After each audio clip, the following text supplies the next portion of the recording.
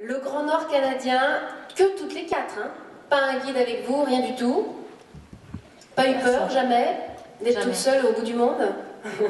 Avec aussi Marion, alors un petit clin d'œil à Marion, puisque Marion, tu es la première et l'unique femme à être entrée au groupe militaire de haute montagne.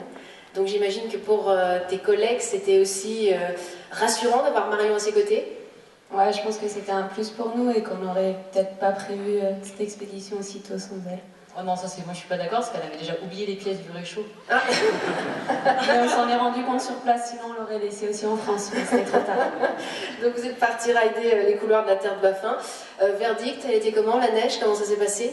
Parce qu'il y en a une qui était en snowboard, hein, Fanny, et les trois autres en ski. Alors la neige, comment? Froide. Froide, ok. Dur.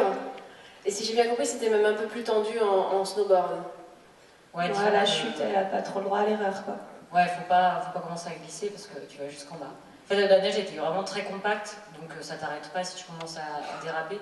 Puis en fait, elle est très froide, donc elle est assez abrasive, et c'est vrai que c'est déstabilisant en fait. Enfin, au-delà du fait qu'en fait, on avait vraiment froid tout le temps, c'est-à-dire qu'on montait avec 2 doudounes dans les couloirs, on était à l'ombre, parfois on avait du vent. Donc on se détend jamais, on est toujours... en plus on a des batteries avec lesquelles... Enfin comme il fait tellement froid que toutes les batteries, la musique, il faut tout garder sur soi, sinon ça se décharge en 10 minutes. Donc on garde tout sur nous, donc on est un peu des bibernopes pour skier, donc on est moins à l'aise, quoi. Et puis alors on voit qu'il y a eu quand même des gelures. C'est qui a eu la joue gelée? C'est Mélanie, c'est ça? Chloé. Chloé, pardon, j'ai inversé les prénoms. Chloé, la joue gelée, ça fait mal? Non. C'est vrai, on sent rien? On sent pas en fait, on se gèle, c'est un peu le problème. En fait, il faut qu'on se regarde mutuellement tout le temps. Et ah bah tiens, tu t'es gelé la joue. Ah ouais, merde. Et alors on voit une scène où on vous perce, c'est ça ça Ouais, fait comme on une doit cloque. percer les cloques pour éviter les infections et puis pour savoir comment les gelures évoluent. C'est vous, c'est Mélanie? Oui, c'est Mélanie. Vous aviez suivi une formation à l'IFREMont, à l'Institut français de recherche médecine de montagne, avec Emmanuel Cauchy, Ouais. pour justement assurer tous ces petits gestes-là avant de partir. Ouais, pour avoir un petit peu plus de connaissances en milieu médical et puis en conditions extrêmes, mais on pouvait téléphoner à Emmanuel Cauchy à tout moment, à toute heure de la journée. Et il nous suivait à distance et on aurait pu soigner avec son aide au téléphone. Vous avez tous vos doigts de pied aussi en bon état? Non. Non? Ils sont abîmés? Non, ça va. Il n'y a pas de grosses séquelles, mais c'est vrai qu'on a appris beaucoup sur le monde polaire. Alors on voit que vous avez souffert du froid, hein, c'est permanent, même si dans la tente vous arrivez à monter un peu la température. Justement, j'aimerais que vous me racontiez comment on fait pour aller faire pipi au milieu de la nuit par moins 35.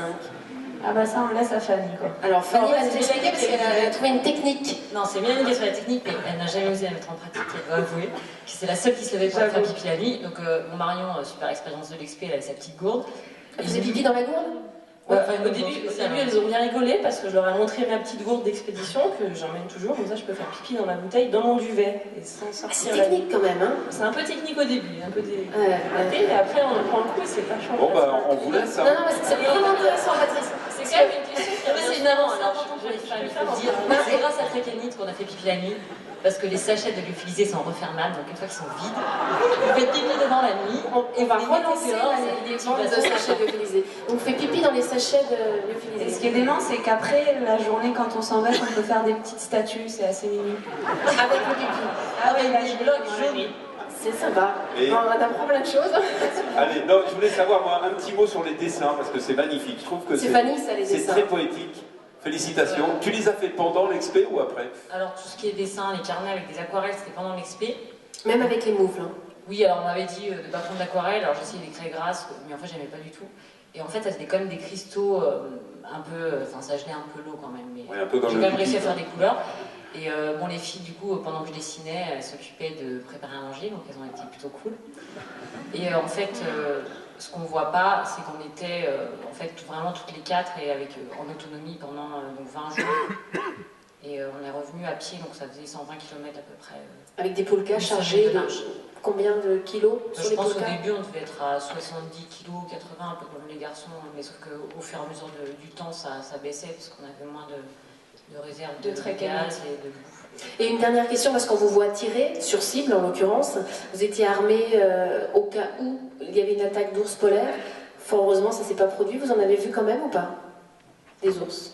On n'a pas vu d'ours, mais beaucoup de traces. Seulement des traces, tant mieux. Et on était armés juste en cas d'attaque ou s'il y avait un ours curieux. Pour l'arme, c'était vraiment un dernier moment. Sinon, on avait des fusées de détresse pour qu'ils aient peur, mais on s'en est jamais servi. Une belle aventure humaine aussi. Hein. Vous êtes prête Les à 4 repartir pour où? C'est secret. Mais avec des sachets lyophilisés. Voilà, secret de femme. Merci. Merci en tout cas et bravo. Et on attend une TV.